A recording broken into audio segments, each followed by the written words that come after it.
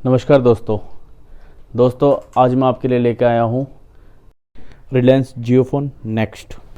आखिरकार रिलायंस ने अपना मोस्ट अवेटेड स्मार्टफोन लॉन्च कर दिया है और इसकी स्टार्टिंग जो कीमत रखी गई है, अगर आप कैश में इसको पेमेंट करते हैं तो आपको 6,499 रुपये पे करने होंगे। और अगर आप इस फ़ोन को EMI पे लेना चाहते हैं विद डाटा प्लान तो आपको इसके लिए 1,999 रुपये का डाउन पेमेंट करना होगा। वह आपको इसमें 300 रुपये महीने का मिनिमम EMI प्लान लेना पड़ेगा, जो कि 24 महीने के लिए होगा। तो दोस्तों, इस फ़ोन के बारे में और जानने से पहले हम इस फ़ोन की एक रिस्ट्रिक्शन जान लेते हैं। अगर इस फ़ोन में आप और किसी कंपनी का सिम यूज़ करना चाहते हैं तो आप सिम को तो यूज़ कर सकते हैं, लेकिन केवल उससे आप कॉलिंग ही कर पाएंगे, क्योंकि इस फ़ोन में इन्होंने डाटा सर्विसेज को जियो के सिम के साथ रिस्ट्रिक्टेड किया हुआ है। तो डाटा यूज़ केवल आप इस फ़ोन में जियो के सिम के साथ ही कर सकते हैं। अब दोस्तों, हम इस फ़ोन के बारे में जान लेते हैं, इस फ़ोन में क्या क्या खासियत दी गई हैं। ये जो स्मार्टफोन है ये 5.5 इंच के डिस्प्ले के साथ आता है और इसमें जो प्रोसेसर इन लोगों ने दिया है वह है क्वालकॉम स्नैपड्रैगन 215। इस फ़ोन में 3.5 mm का ऑडियो जैक भी आता है और ये SD कार्ड को सपोर्ट करता है। कैमरे की बात की जाए तो इसमें फ्रंट कैमरा 8 मेगापिक्सल और रियर कैमरा 13 मेगापिक्सल का दिया गया है। अब दोस्तों, बात आ जाती है इसमें कौन कौन से प्लान हमें देखने को मिलते हैं। इसका पहला प्लान है ऑलवेज ऑन प्लान। इस प्लान के तहत आपको 300 रुपये की EMI हर महीने देनी होगी, जो कि आपकी 24 महीने तक रहेगी। EMI कंप्लीट होने के बाद ये फ़ोन आपको इस प्लान के तहत 9,700 रुपये में पड़ जाएगा। ये 9,700 रुपये जो आपके बने हैं, यह 300 रुपये की EMI 24 months plus processing fees जो कि 501 रुपये है, और जो आपने डाउन पेमेंट किया था 1,999 पेमेंट में, वो सब ये सारी की सारी चीज़ शामिल की गई हैं।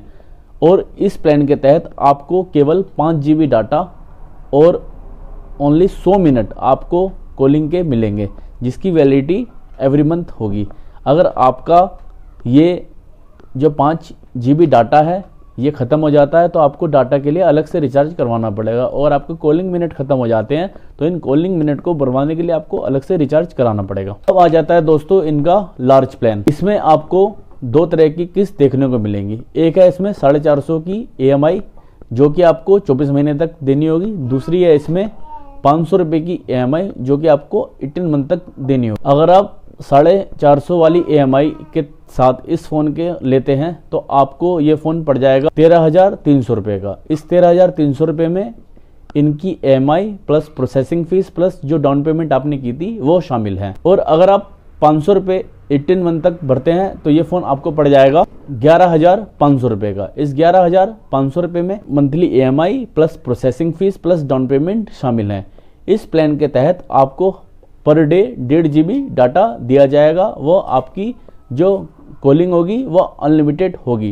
1.5 GB डाटा ख़त्म होने के बाद आपको और डाटा चाहिए उस दिन में तो आपको अलग से रिचार्ज कराना होगा, अदरवाइज रात को 2 बजे ये डाटा अपने आप रिवाइज हो जाएगा। अब हम जान लेते हैं इनका तीसरा प्लान, एक्सेल प्लान। इस प्लान के तहत 500 रुपये की EMI अगर आप कराते हैं तो आपको 24 महीने तक देनी होगी, और अगर आप 550 की EMI करवाते हैं तो आपको 18 मंथ तक देनी होगी। अगर आप 500 रुपये की EMI के साथ जाते हैं तो ये फ़ोन आपको 14,500 का पड़ जाएगा। इसमें आपकी down payment fees, processing fees व EMI का टोटल कैलकुलेशन शामिल। अगर आप 550 रुपये की EMI के साथ जाते हैं तो ये फ़ोन आपको 12,400 रुपये में पड़ जाएगा। ये जो मैं आपको अमाउंट बता रहा हूँ ये सब कुछ जोड़ने के बाद जो फाइनल अमाउंट पड़ेगा ये वो अमाउंट है। इस स्कीम के तहत जो आपको बेनिफिट मिलेगा वो होगा 2 GB data per debt plus unlimited calling, जो कि एवरी मंथ रिवाइज हो जाएगा। इसका अंतिम प्लान है डबल एक्सेल प्लान। इस प्लान के तहत आपको 550 रुपये EMI के रूप में 24 महीने तक देने पड़ेंगे। इसके तहत ये फ़ोन आपको 15,700 रुपये में पड़ जाएगा।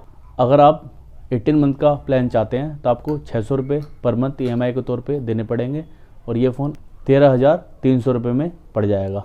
अब इसके प्लान में मिलने वाली सुविधाओं की बात की जाए तो इसमें आपको 2.5 GB डाटा पर डे मिलेगा व अनलिमिटेड कॉलिंग मिलेगी। तो दोस्तों ये सारी की सारी चीज़ें थी जो जियो फोन नेक्स्ट में हमें मिलने वाली है। तो दोस्तों मेरे हिसाब से तो ये बहुत ही ज़्यादा एक्सपेंसिव पड़ने वाला है, क्योंकि दोस्तों आज के ज़माने के हिसाब से स्क्रीन इसकी बहुत ही ज़्यादा छोटी है।